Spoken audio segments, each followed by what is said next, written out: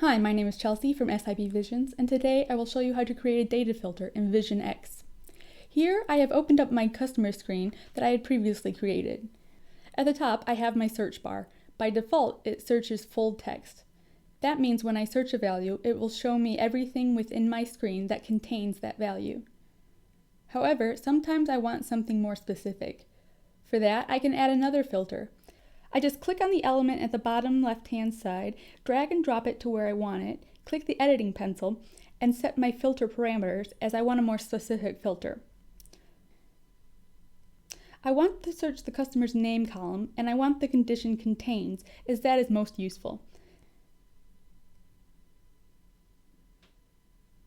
I simply go back to my customer screen. I also want to place a label in front of it and click Finish. Now we can look at how it works out. Let's search for a simple A. It brings up all of my customers that have an A in their name. And that's how you create a data filter. Thank you so much for watching.